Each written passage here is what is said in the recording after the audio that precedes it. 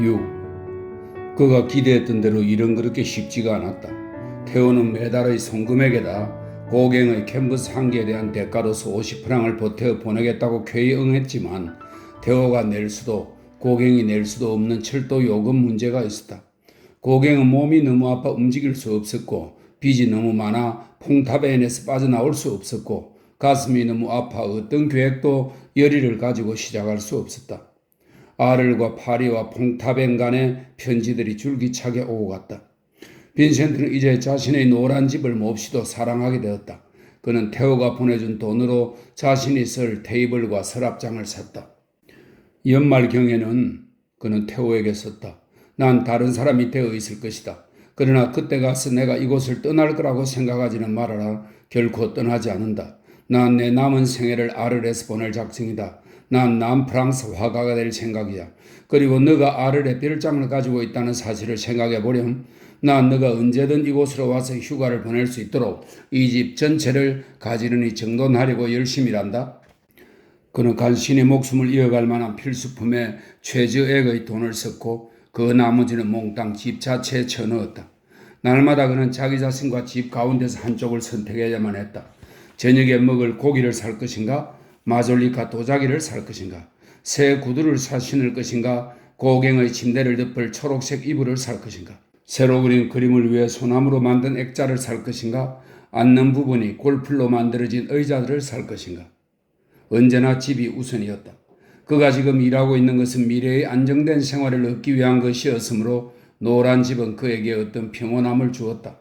그는 너무 많이 떠돌아다녔고 까닭도 이유도 없이 방랑했다. 그러나 이제 다시는 떠나지 않으리라. 그가 죽고 나면 누군가 다른 화가가 이 잘 돼가는 사업을 손에 넣으리라. 말하자면 그는 지금 앞으로 계속될 각 세대 화가들이 남프랑스를 해석하고 묘사하기 위해 사용할 영구적인 아틀리에를 세우고 있는 셈이었다. 그는 아무런 수익도 없었던 지나간 오랜 세월 동안 자신에게 소비된 돈의 액수에 상당하는 장식용 그림들을 노란 집을 위해 그려야겠다는 생각에 사로잡히게 되었다. 새로이 솟은 힘으로 그는 작품에 뛰어들었다. 한 가지 사물을 오랜 시간에 걸쳐 바라보면 성숙함과 깊은 이해력이 생긴다는 것을 그는 깨달았다. 그는 몽마주르 언덕에 있는 밭을 관찰하러 그곳에 50번쯤 가보았다. 북서풍 때문에 붓 움직임을 자신의 감정과 연결시켜 하나로 얽기가 힘들었고 이제는 바람을 받아 사납게 흔들렸다. 그는 아침 7시부터 저녁 6시까지 꼼짝하지 않고 그렸다. 하루에 캔버스 하나씩. 내일은 찌는 듯이 무더운 날이 되겠군요. 아주 늦은 가을 어느 저녁에 롤랭이 말했다. 그들은 라마르틴 카페에서 흑맥주를 앞에 놓고 앉아 있었다. 그리고 그 뒤엔 겨울이죠. 아르의 겨울은 어떤가요? 빈센트가 물었다. 겨울은 사납지요. 굉장한 비와 지독한 바람, 살을 에일 듯한 추위. 하지만 이곳 겨울은 아주 짧죠. 불과 2달 정도니까. 그렇다면 좋은 날씨는 내일로 마지막이겠군요. 꼭 그리고 싶은 곳이 있는데 룰랭, 가을의 정원을 생각해 봐요. 병 모양으로 생긴 암록생의 사이프러스 나무가 2그루, 연초색과 오렌지색 이파리를 가진 작은 밤나무 3그루가 있는 정원 말이에요. 거기엔 옅은 레몬빛 이파리와 보랏빛 줄기를 가진 작은 주목이 1그루 서 있고 피처럼 붉은색의 이파리와 시몽색의 이파리가 달린 2그루의 작은 관목이 있지요. 그리고 모래, 풀, 하늘이 조금씩. 아, 당신이 풍경을 묘사할 때면 내가 평생을 장님으로 살아왔다는 걸 깨닫게 되는군요. 다음날 아침 빈센트는 해와 함께 일어났다. 원기왕성한 기분이었다. 그는 가위로 턱수염을 손질하고 아르의 태양에 타서 얼마 남지 않은 머리카락을 빗어내리고 단 한 벌뿐인 온전한 옷을 걸치고는 태양에게 마지막 작별 인사를 보내는 유다른 애정의 제스처로서 파리에서 가지고 온 토끼털 모자를 썼다. 롤랭의 예측이 옳았다. 타오르는 황색의 불덩어리, 태양이 솟았다. 토끼털 모자엔 앞차양이 없었으므로 햇빛이 그의 눈을 파고들었다. 빈센트가 말한 가을 정원은 아르레스 타라스콘으로 이르는 도로를 따라 2시간쯤 걸어간 지점에 있었다. 한 언덕 비탈에 보일락 말락하게 비스듬히 놓여 있는 곳이었다. 그 정원 곁 뒤쪽으로 난 밀밭 고랑에다 그는 이제를 세웠다. 모자를 땅바닥에 벗으더니 그는 양복 저고리를 벗어놓고 이젤에 캔버스를 고정시켰다. 아직 이른 아침이었지만 태양은 그의 머리를 태우며 이제는 그도 익숙해진 춤추는 불의 베일을 눈앞에 펼쳐놓고 있었다. 그는 눈앞의 풍경을 세심히 관찰하고 색 요소들을 분석하고 마음속에다 그 구도를 잡았다. 그 풍경을 완전히 파악했다는 자신감이 들자 그는 붓들을 부드럽게 하고 물감 튜브의 뚜껑을 열어놓고 두터운 물감을 펴 바를 때 사용하는 팔레트 나이프를 닦았다. 그는 정원을 다시 한번 응시하고 그 영상을 눈앞의 빈 캔버스 위에다 뜨겁게 달구어 놓고는 팔레트에 물감을 섞고 이었고 붓을 들어 올렸다. 꼭 그렇게 빨리 시작해야만 되겠어요, 빈센트? 그의 등 뒤에서 한 목소리가 물었다. 빈센트가 휙 몸을 돌렸다. 아직 이러잖아요. 당신 일할 시간이야 긴 하루가 꼬박 남아있는데. 그는 완전히 어리둥절해져서 입을 딱 벌리고 그 여인을 바라보았다. 그녀는 젊었지만 소녀는 아니었다. 그녀의 두 눈은 아르의 코발트빛 밤하늘 같은 푸른색이었고 등 뒤로 흘러내린 풍성한 머리칼은 태양과 같은 레몬빛 황색이었다.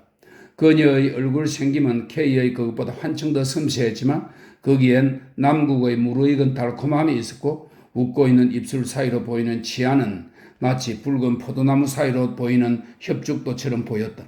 그녀는 옆구리에 네모난 은버클 하나로만 채워진 굴곡진 몸매에 착 달라붙는 하얀색의 긴 가운을 입고 있었다. 발에는 간단한 샌들을 꿰고 있었다. 그녀의 몸매는 힘차고 튼튼했지만 그와 동시에 순결하고 육감적인 굴곡을 그리며 흘러내리는 듯했다. 빈센트, 난 아주 오랫동안 당신 앞에 나타나지 않았었죠? 그녀가 입을 열었다. 빈센트와 이젤 사이에 들어선 그녀가 빈 캔버스에 기대어 정원 풍경이 담긴 그의 시야를 차단시켰다. 그녀의 레몬빛 황금색의 머리칼에 닿는 태양이 등 뒤로 불꽃의 물결을 흘려보내고 있었다. 그녀가 그를 보고 진정으로 그토록 다정하게 미소짓자 그는 자신이 갑자기 어디가 아픈 것이 아닐까, 꿈을 꾸고 있는 게 아닐까 하고 두 눈을 비벼보았다. 당신은 날 못 알아보시는군요, 나의 사랑? 여인이 말했다. 하긴 어떻게 알아보겠어요. 내가 그토록 오랫동안 당신 앞에 나타나지 않았으니. 당신은 누구요? 당신 친구예요, 빈센트. 세상에서 제일 좋은 당신 친구예요? 어떻게 내 이름을 알고 있죠? 난 당신을 생전 처음 보는데. 아, 그렇겠죠. 하지만 난 당신을 아주 많이 봤어요. 당신 이름은? 마야. 그게 전부요. 그냥 마야란 말이요? 빈센트, 당신에게는 그것만으로 충분해요. 왜 이곳 들판으로 날 따라왔어? 온 유럽을 당신을 따라다닌 것과 똑같은 이유에서죠. 당신 곁에 있기 위해서 말이에요. 당신은 날 다른 사람으로 잘못 알고 있군. 당신이 말하는 그 남자가 나일 리가 없어. 여인은 햇빛에 탄 그의 붉은 머리칼 위로 서늘한 하얀 손을 얹고서 그의 머리칼을 가볍게 뒤로 쓸어넘겼다. 그 손의 서늘함, 그리고 그녀의 부드럽고 나직한 음성의 서늘함은 깊고 푸른 우물에서 솟아나는 상쾌한 물과 같았다. 단 한 사람의 빈센트 반 고흐가 있을 뿐이에요. 그 사람을 내가 잘못 볼 리가 없어요. 얼마 동안 날 알고 있었어? 8년간. 이런 8년 전이라면 그래요. 당신은 보리나주에 있었죠? 그때 날 알았단 말이요? 늦가을 어느 오후 당신이 마르카스 탄광 앞 녹슨 쇠바퀴 위에 앉아 있었을 때 그때 처음으로 당신을 보았었죠? 내가 광부들이 집으로 돌아가는 걸 지켜보고 있었을 때? 맞아요. 내가 처음 당신을 바라보았을 때 당신은 그냥 멍청이 거기 앉아 있었어요. 나는 막 지나치려는 참이었죠. 그때 당신의 호주머니에서 낡은 편지 봉투와 연필을 꺼내 스케치하기 시작했어요. 난 당신이 뭘 그렸나 보려고 당신 어깨너머로 들여다보았죠. 그리고 그걸 보았을 때 난 당신을 사랑하게 되었던 거예요. 사랑? 날 사랑하게 되었단 말이요? 그래요, 빈센트. 나의 사랑스럽고 훌륭한 빈센트를 사랑하게 되었어요. 아마도 내 모습이 그때는 그렇게 보기 흉하진 않았나 보군. 아니요, 지금 당신 모습의 반만큼도 못생겼었죠? 당신의 음성은 마야, 아주 이상하게 들리는군. 언젠가 딱 한 번 내게 그런 목소리로 말해준 여인이 있었는데? 마르고트의 음성이었죠. 그녀는 당신을 사랑했어요, 빈센트. 나처럼. 마르고트를 알고 있었어? 난 브라반트에서 2년간 지냈죠. 날마다 들판으로 당신을 따라갔어요.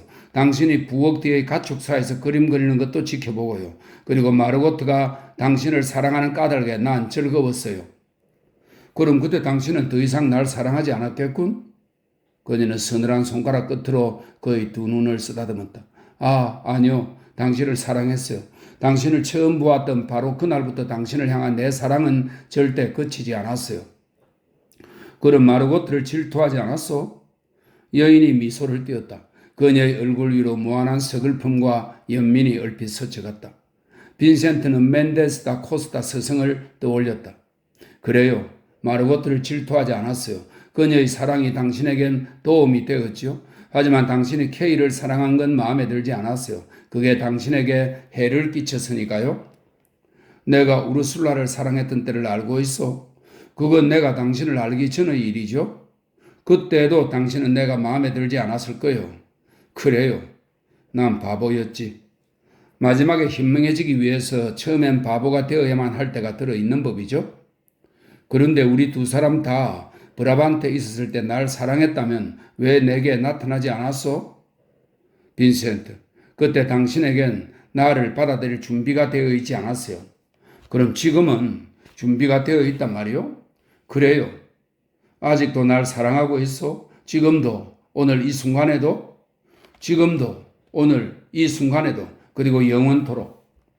도대체 어떻게 날 사랑할 수 있을까? 봐요. 잇몸은 아프고 이빨도 전부 가짜요. 머리칼은 죄다 햇빛에 다 빠져버렸고 두 눈은 매독 환자처럼 빨갛고 얼굴은 들쑥날쑥한 뼈다귀에 불과하지. 난 추하게 생긴 사람이요. 사람들 중에서 가장 추악하게 생겼지. 신경은 완전히 엉망이 되고 몸은 못쓰게 되어버렸고 뱃속은 속속들이 망가졌고 이러한 폐물사내를 어떻게 사랑할 수 있단 말이요? 안겠어요, 빈센트? 빈센트는 자신이 가지고 온 삼각 걸상에 앉았다. 그녀는 부드러운 밭 흙에 털썩 무릎을 꿇고 앉았다. 안 돼, 빈센트가 외쳤다. 당신의 하얀 가운이 더러워질 텐데 자, 내 양복 우찌고리를 깔고 앉아요? 여인이 아주 살짝 손을 대며 그를 말렸다. 당신을 뒤쫓아다니면서 난 수없이 내 가운에 흙을 묻혔죠. 하지만 그 옷은 언제나 도로 깨끗해졌어요. 그녀는 튼튼하고 하얀 한쪽 손바닥으로 그의 턱을 감싸고 다른 한쪽 손가락으로 태양에 그을린 그의 머리칼을 귀 뒤로 쓸어 넘겼다. 당신은 추하게 생기지 않았어요, 빈센트. 당신은 아름다워요. 당신의 영혼이 담겨진 이 불쌍한 육체를 스스로 괴롭히고 고문해 왔지만 하지만 당신은 자신의 영혼에겐 아무런 상처도 줄 수 없어요. 그 영혼을 난 사랑하는 거예요. 그리고 격렬하고 힘든 일로 당신이 스스로를 파괴시켰다 하더라도 그 영혼은 계속 무한한 거예요. 그리고 그와 함께 당신을 향한 내 사랑도. 1시간 뒤 태양은 벌써 하늘 높이 솟아 있었다. 빈센트와 여인에게 태양이 맹렬한 열기를 퍼붓고 있었다. 서늘한 곳으로 당신을 데리고 가야겠군. 바로 길 아래 사이프러스 나무들이 몇 그루 서 있어. 그 그늘에 가면 좀 편안할 거요. 여기 당신과 함께 있는 게 즐거워요. 태양은 괜찮아요. 태양빛에 이젠 익숙해졌으니까요. 아르레 오래 있었군. 난 당신이 파리에서 올 때 당신과 함께 왔는걸요. 화가 난 빈센트가 벌떡 일어나 걸상을 차 넘어뜨렸다. 당신 사기꾼이군. 날 놀리려고 보내진 사람이야. 누군가 당신한테 내 과거 얘기를 들려주고 날 바보로 만드는 대가로 돈을 지불하고 있겠지. 썩 꺼지라고. 당신과는 이제 얘기하고 싶지도 않으니까. 그녀는 그의 노여움을 두 눈의 미소로 받아들였다. 난 사기꾼이 아니에요. 난 당신의 인생에서 가장 진실한 것이에요. 당신은 내 사랑을 결코 죽일 수 없어요. 거짓말. 당신은 날 사랑하지 않아. 날 놀리고 있는 거야. 당신 수작을 다 밝혀내고 말 거야? 그는 두 팔로 그녀를 거칠게 붙잡았다. 그녀의 몸이 흔들흔들 그에게로 이끌려왔다. 날 그만 괴롭히고 썩 꺼지지 않으면 아프게 해주겠어? 아프게 해봐요, 빈센트. 전에도 당신은 내게 아픔을 주었죠. 아픔을 받는다는 것도 사랑에 속한 일이에요. 좋아. 그렇다면 벌을 받아봐. 그는 우악스럽게 그녀의 몸을 끌어안았다. 그는 그녀의 입에 자기 입을 대고는 이빨로 아프게 짓 부셔버릴 듯이 그녀에게 키스했다. 그녀는 그에게 부드럽고 따스한 입술을 열고서 그로 하여금 그녀 입안의 달콤함을 깊이 들어마시게 했다. 온몸을 갈망으로 떨며 그녀가 몸을 일으켜 세우자 근육과 근육, 뼈와 뼈, 살과 살이 마침내 완전히 그와 하나로 되었다. 빈센트는 그녀를 밀쳐내고서 비틀비틀 걸상에 앉았다. 그녀는 그의 옆 땅바닥에 풀썩 주저앉아 그의 다리 위에 한 팔을 얹고는 거기에 고개를 기댔다. 그는 길고 풍성한 그녀의 레몬빛 황금색 머리카락을 어루만졌다. 이젠 확실히 알겠어요? 그녀가 물었다. 한참 후에 빈센트가 말했다. 당신은 정말 내가 아르레 왔을 때부터 이곳에 있었군. 그렇다면 비둘기에 대해서도 알고 있겠지? 라셸은 상냥한 아이예요. 당신은 싫지 않단 말이요? 당신은 남자예요, 빈센트. 그러니까 여자가 필요해요. 그땐 아직 내가 당신 앞에 나타나 당신에게 나를 줄 만한 때가 아니었으니까 당신은 당신이 갈 수 있는 대로 갈 수밖에 없었지요. 하지만 지금부터는 더 이상 그런 곳에 갈 필요가 없어요, 다시는. 당신 말은 그럼 당신이 물론이에요, 빈센트. 난 당신을 사랑하는 걸요. 어째서 당신은 날 사랑하지? 여자들은 언제나 나를 경멸했는데? 당신은 사랑을 위해 태어난 사람이 아니에요. 당신에겐 다른 할 일이 있어요. 일? 난 바보였어. 그 수백 개의 그림들이 대체 무슨 소용이 있지? 누가 그걸 갖고 싶어 하냐고. 누가 내게 마지못해 사는 말일지라도 찬사의 말을 해주겠어? 이를테면 내가 자연을 완전히 이해했다든가 자연의 아름다움을 묘사했다는 찬사를? 어느 날엔가 온 세상이 그렇게 말할 거예요, 빈센트. 어느 날엔가 그 무슨 꿈일까? 내가 언젠가는 건전한 사람이 되고 가정과 가족과 그림으로 살아갈 만큼 충분히 돈을 얻게 되리라는 꿈과 마찬가지지. 난 8년이라는 긴 세월 동안 그림을 그렸어. 그런데 그동안 단 한 번도 내가 그린 그림들을 사고자 하는 사람이 없었지. 난 바보였어. 그래요. 하지만 얼마나 위대한 바보인가요? 당신이 죽고 나면 세상은 당신이 말하고자 했던 것을 이해하게 될 거예요. 오늘 100프랑에도 팔지 못하는 당신의 그림들이 어느 날엔가는 100만 프랑에 팔릴 거예요. 당신은 웃고 있군요. 그러나 장담하지만 그건 사실이에요. 당신의 그림들이 암스테르담, 헤이그, 파리, 드레스덴, 뮌헨, 베를린, 모스크바, 뉴욕 등지의 박물관에 걸릴 테니까요. 당신 그림엔 아마 값이 없을 거예요. 왜냐하면 팔려고 시중에 내놓을 작품이 하나도 없을 것이기 때문이죠. 빈센트, 당신의 예술에 관해 많은 책들이 쓰여지고 당신의 생애를 둘러싸고 많은 소설과 희곡들이 쓰여지겠죠. 그림을 좋아하는 사람 둘 이상이 모이는 자리에선 언제나 빈센트 반 고흐라는 이름인 신성한 대접을 받을 거예요. 내 입술로 당신 입술을 맛보지 못했더라면 난 내가 꿈을 꾸고 있거나 아니면 미쳐버린 거라고 생각했을 거예요. 내 곁에 앉아요, 빈센트. 당신 손을 이리 주세요. 태양은 곧바로 머리 위에 떠 있었다. 언덕 비탈과 골짜기는 녹황색 이내에 흠뻑 잠겨 있었다. 그는 여인 곁에 밭고랑에 누웠다. 긴 6달 동안 그에겐 얘기 상대라곤 라셸과 롤랭밖에 없었다. 그의 내부에선 말이 흘러넘치고 있었다. 그 여인이 그의 눈속 깊은 곳을 들여다보았고 그는 말하기 시작했다. 그는 자신이 구필 화랑의 전문이었던 시절과 우르술라에 대해서 이야기했다. 보리나주에서의 투쟁과 좌절, 케이에 대한 사랑, 그리고 크리스틴과 함께 세우려 했던 생활에 관해 이야기했다.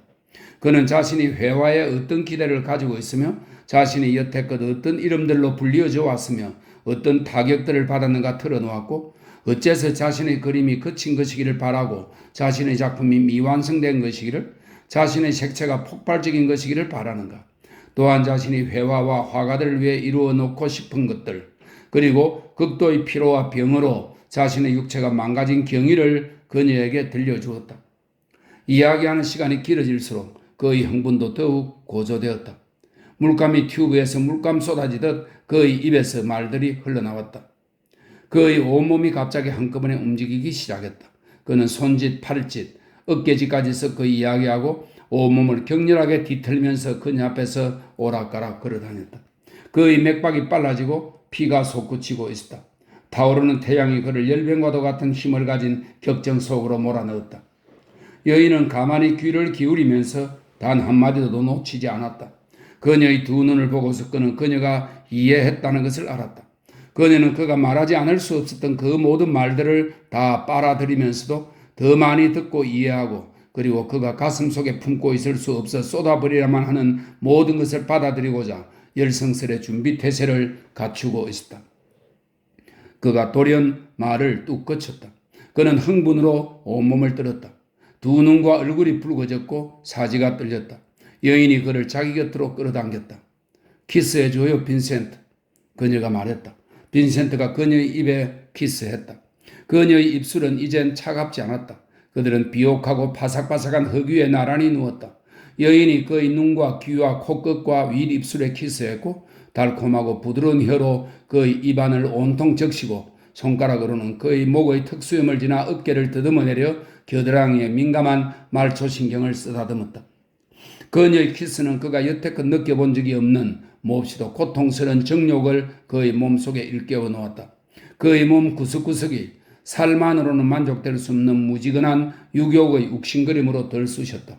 그러한 사랑의 키스로서 그에게 자신의 몸을 바친 여자는 이제껏 단 한 명도 없었다. 그는 여인의 몸을 꼭 끌어안았고 그녀의 부드러운 하얀 가운 밑에서 생명의 열기가 흘러넘치는 것을 느꼈다. 잠깐, 그녀가 말했다. 그녀는 옆구리의 은버클을 풀고는 흰 가운을 벗어던졌다. 그녀의 몸뚱아리도 얼굴과 똑같이 반짝이는 황금빛이었다. 그것은 처녀, 그 몸의 고동치는 맥박 하나하나까지 처녀였다. 그는 여자의 육체가 그토록 정교하게 짜여져 있는 것인 줄은 처음 알았다. 그리고 정욕이 그토록 정결하고 그토록 순수하고 그토록 뜨겁게 달구어진 것인 줄도 처음 알았다. 당신 떨고 있군요. 그녀가 말했다. 날 끌어안아요. 떨지 말아요. 내 사랑. 소중하고 소중한 사람. 날 마음껏 꼭 껴안아요. 해는 반대편 하늘로 기울고 있었다. 대지는 난타하는 한낮의 햇살로 뜨겁게 달아올랐다. 대지에서는 심겨지고 자라나고 베어져서 다시 죽는 것들이 냄새를 뿜고 있었다. 그것은 생명의 냄새, 언제나 창조되고 있으며 언제나 그 창조의 원점으로 회귀하는 강렬하고 얼얼한 생명의 냄새였다. 빈센트의 감정은 더 높이 치솟았다. 그의 몸의 섬유질 하나하나가 그의 내부 어딘가에 있는 고통의 핵심점을 향해 거세게 내닫고 있었다. 여인은 두 팔을 벌려 그에게 따뜻한 육체를 열고서 그를 받아들이고 화상과도 같은 격렬함을 그리고 시시각각으로 그의 신경을 파괴하고 그의 육체를 폭발시키는 억누를 길 없는 열정을 자신의 몸 안에 받아들이면서 물결치는 부드러운 애무의 손길로 몸이 산산조각이 나는 듯한 창조적 절정으로 그를 이끌어갔다. 기진맥진한 채 그는 그녀의 두 팔 안에서 잠들었다. 그가 눈을 떴을 때는 혼자였다. 해는 이미 저물었다. 땀 흘리며 흙에 묻어 잤었던 쪽의 뺨엔 흙이 더덕더덕 묻어 있었다.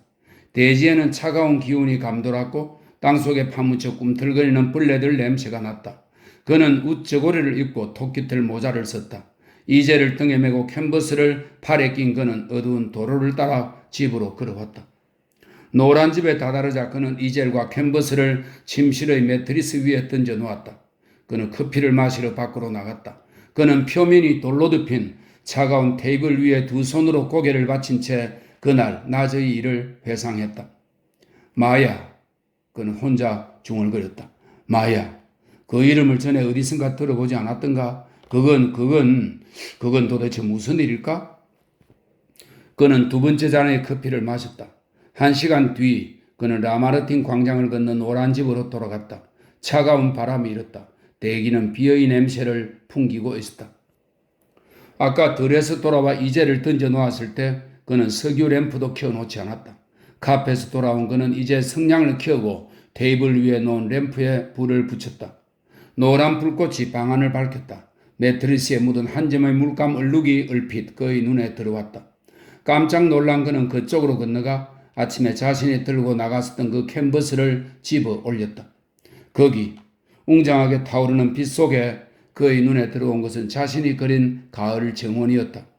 병 모양으로 생긴 암록생의 사이프러스 나무 2그루, 연초록과 오렌지빛 이파리를 가진 작은 밤나무 3그루, 옅은 레몬빛의 이파리와 보랏빛 줄기를 가진 주목 1그루, 시몽색 이파리를 가진 피처럼 붉은색의 관목 2, 정경에는 약간의 모래와 풀, 그리고 그 전체 풍경 너머로 소용돌이 치는 황록색 불덩어리가 박힌 푸르른 하늘. 그는 잠깐 동안 그 그림을 응시하며 서 있었다. 그는 그림을 벽에다 살짝 고정시켜 놓았다. 그는 매트리스 쪽으로 다시 물러나 그 위에 책상 다리를 하고 앉아 자기 그림을 바라보면서 싱긋 웃었다. 좋군. 그가 크다랗게 말했다. 썩 실감 나는 걸. 7. 겨울이 왔다. 그는 따뜻하고 기분 좋은 자신의 작업실에서 나날을 보냈다. 태호가 편지를 써 보냈는데 어느 날 고갱이 파리에 나왔기에 만나봤더니 고갱은 기분이 몹시 고약한 상태였고 아를 계획에 대해서는 막누가내도 거부하더라는 것이었다.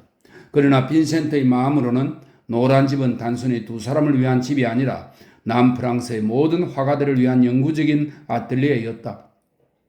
그는 자신과 고갱이 일단 이곳을 작업하기 알맞게 처리해놓고 나면 곧 살림을 늘릴 자세한 계획을 만들어 놓았다.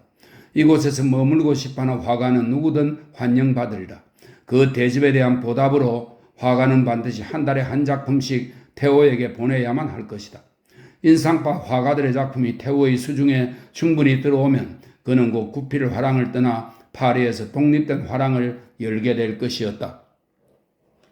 빈센트는 편지 속에서 고갱이 이 아틀리에의 총책임자가 될 것이며 여기서 작업하는 화가들의 우두머리가 될 것이라는 점을 아주 분명하게 밝혔다.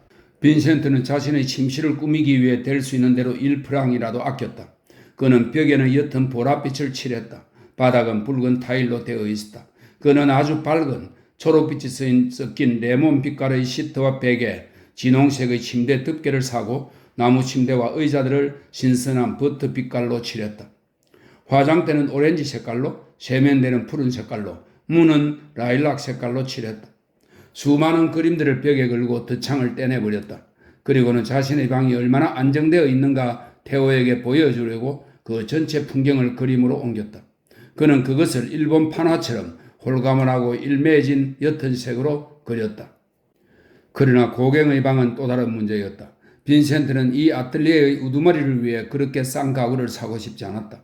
그가 고갱에게 사주고 싶어하는 호두나무로 된 침대는 350프랑에 달할 거라고 롤랭 부인이 말했지만 그건 그로서는 긁어 모으기 불가능한 금액이었다. 그럼에도 불구하고 그는 고갱의 방에다 놓을 그보다 작은 물품들을 우선 사들이기 시작했고 그래서 재정적으로 계속 허덕이는 상태에 빠져 있었다. 모델을 고용할 돈이 없을 때는 거울 앞에 서서 자신의 자화상을 그리고 또 그렸다. 라셸이 와서 포즈를 취해 주었다. 롤랭 부인이 일주일에 한 번씩 오후에 왔고 아이들을 데려다 주었다. 그가 자주 가는 카페 주인의 아내 진우 부인이 전통적인 아를 복장을 하고서 포즈를 취했다. 그는 그 인물을 1시간 만에 화폭에다 쓱쓱 옮겨 놓았다. 배경은 연한 레몬빛, 얼굴은 회색, 복장은 거친 감청색이 섞인 검은색이었다. 그 여인이 오렌지 나무로 만든 빌려온 안락의자에 앉아 녹색 테이블에 팔꿈치를 얹고 있는 포즈였다. 조그만 얼굴에 황소 모가지와 호랑이 눈을 한 주하보 병사가 적은 돈을 받고 포즈를 취해주겠다고 응했다. 빈센트는 에나멜 칠을 한 스티브 냄비의 푸른색과도 같은 청색 제복을 입고 빛바랜 붉으스름한 오렌지 빛깔의 금몰과 가슴에는 엷은 레몬빛의 별 2개를 단 주하보병의 반신상을 그렸다. 볕에 타서 청동색이 된 고양이 머리 같은 머리 위에 얽힌 붉은 모자가 초록색의 배경과 대조를 이루었다. 그 결과는 서로 어울리지 않는 색채들의 난폭한 결합으로서 눈에 거슬릴 만큼 진부한 그리고 야하기까지 한 것이었지만 그 모델의 특징에 잘 어울렸다. 그는 연필과 종이를 갖고 몇 시간 동안이나 창가에 앉아 불과 몇 분만의 손놀림으로 남자와 여자와 어린아이들과 말과 개의 모습을 하나의 머리와 하나의 몸통과 다리들을 모두 제대로 갖춘 모습으로 그려낼 수 있는 기법을 익히려 애썼다.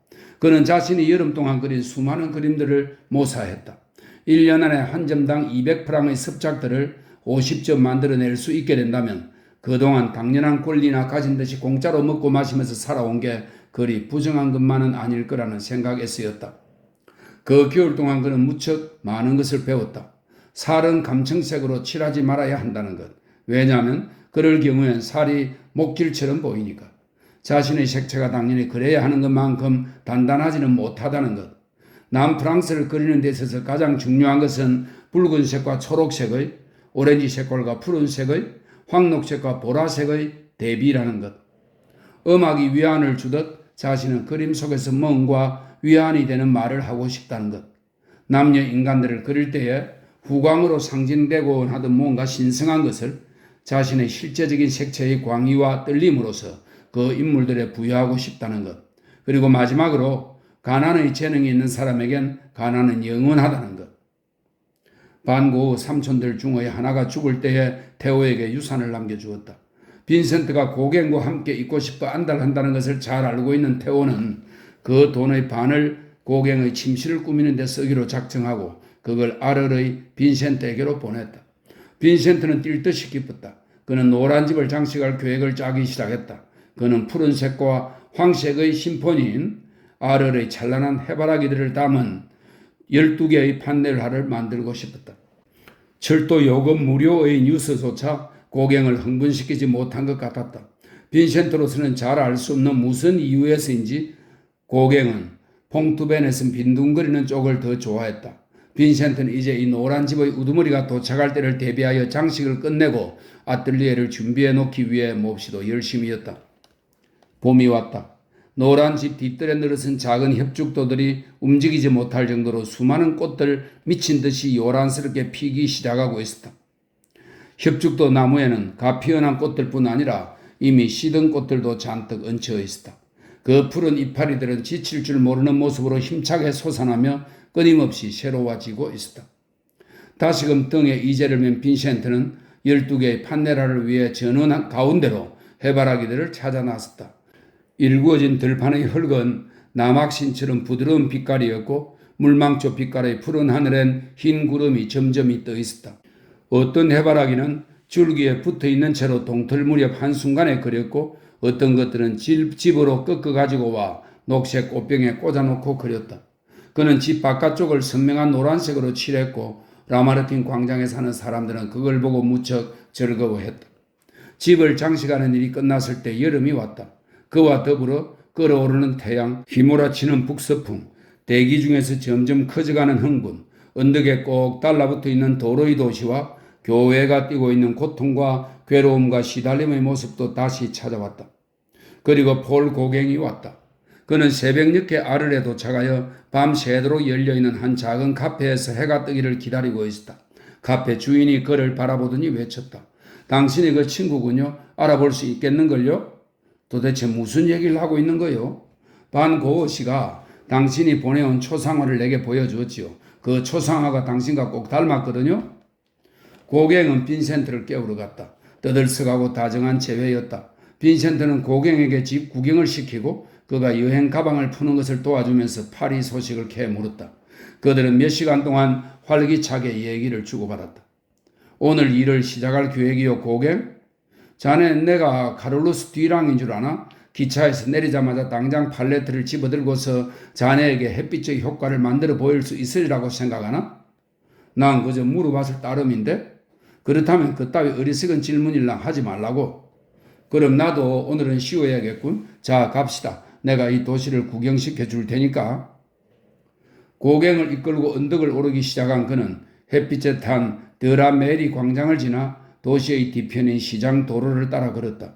조합의 병사들이 막사 바로 바깥의 들판에서 훈련을 받고 있었다. 그들의 붉은 페즈 모자가 햇빛 속에서 타오르고 있었다. 빈센트는 그 길을 따라 고대 로마의 공회장 앞에 있는 작은 공원을 지났다. 아르의 여자들이 아침 공기를 쐬며 천천히 거닐고 있었다. 빈센트는 그 여자들이 얼마나 아름다운가 고갱에게 정신없이 짓거려대고 있었다. 아르의 여자들을 어떻게 생각하는지 고갱? 그가 캐물었다.